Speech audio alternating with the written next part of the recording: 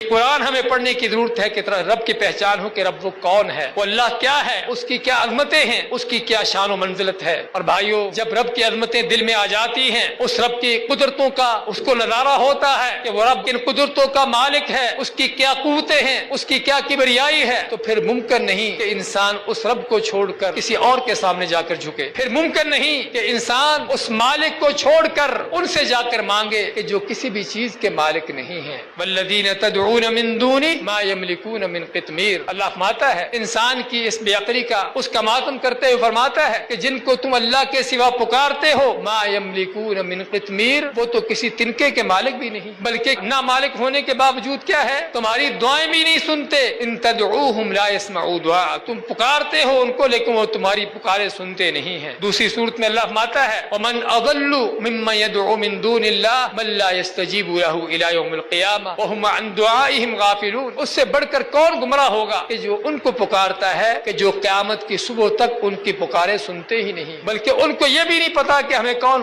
پکار رہا ہے، کوئی پکارنے والا بھی ہے یا نہیں۔ کیسے انسان کی عقل ہے اس رب کائنات کو کہ جو ہر وقت سنتا ہے۔ ہم انسانوں کی پکارے ہی صرف نہیں، اس چیونٹی کے چلنے کی آواز کو سنتا ہے، جو چیونٹی اندھیری رات میں کسی کالے سیاہ پتھر پر چل رہی ہے، چیونٹی بھی اس کی وہ بھی کالی ہے، رات بھی اندھیری ہے، جس پتھر پر چل رہی وہ بھی کالا سیاہ پتھر ہے، اللہ اس چیونٹی کو عرش پر ہونے کے باوجود دیکھتا بھی ہے اور اس کے چلنے کی آواز کو بھی سنتا ہے۔ کیسے تم اس رب کو چھوڑ کر ان کو پکارتے ہو جو سنتے ہی نہیں، اس مالک الملک کو چھوڑ کر کہ جو فرماتا ہے حدیث قدسی میں کہ اے جنوں اور انسانوں سبھی کے سبھی آدم سے لے کر قیامت تک آنے والے، اگر تم سبھی کسی کھلے میدان میں کھڑے ہو جاؤ اور ہر انسان اور جن اپنی اپنی حاجت مانگے، اپنی ضرورت مانگے، اللہ ہر ایک کی حاجت اس کو دے دے، اس کی ضرورت پوری کر دے۔ اللہ فرماتا ہے کہ میرے خزانوں میں پھر بھی اتنی بھی کمی پیدا نہیں ہوتی کہ جتنا سوئی کا سمندر میں ڈبونے سے سمندر کم ہو جاتا ہے۔ یہ ہے بھائیو الحمدللہ رب العالمین جو ہم کہتے ہیں، یہ ہے رب العالمین۔ کاش کہ ہم نے اس رب کو پہچانا ہوتا، کاش کہ ہم فاتحہ پڑھتے ہوئے اس رب کی عظمتوں کو جانتے کہ وہ رب کون ہے۔ تو یہ ہے وہ رب، یہ ہے وہ خالق، خالق کائنات جس کی معرفت ہم کو کرنے کی ضرورت ہے۔